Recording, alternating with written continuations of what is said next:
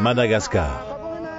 La mer qui fait du pays une île-continent garde encore en mémoire une époque pas si lointaine, l'époque coloniale. C'est par la mer que les premiers Français débarquent sur l'île Saint-Laurent, aujourd'hui Madagascar. Aventuriers, pirates, baptisés Vasa, le surnom donné aujourd'hui aux Français, ou négociants européens qui exportent les richesses de l'île. L'histoire de la France à Madagascar commence en 1643 à Fort-Dauphin. Les Français y créent un comptoir, ils ne quitteront plus l'île avant 300 ans.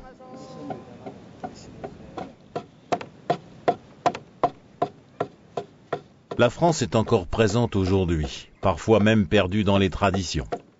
Nestor, pêcheur Vezo à Alitra, dans le sud du pays, construit des pirogues sur une technique apportée par les marins bretons au XIXe siècle.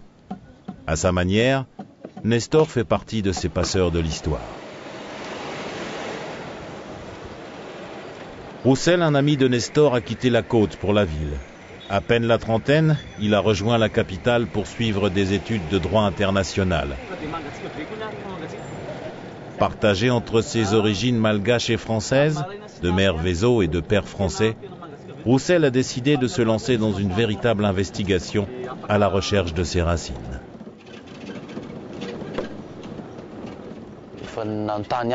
Dès mon enfance, je me suis posé des questions sur mes origines. Je n'ai pas eu de véritable réponse. J'ai seulement appris des choses ça et là.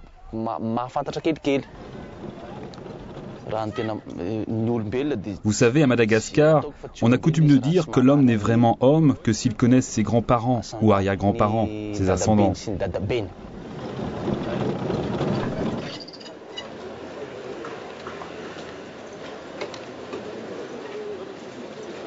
En quête d'identité, Roussel s'est lancé le défi de partir sur les traces de ses ancêtres, avec pour objectif de mieux connaître ses origines malgaches et françaises.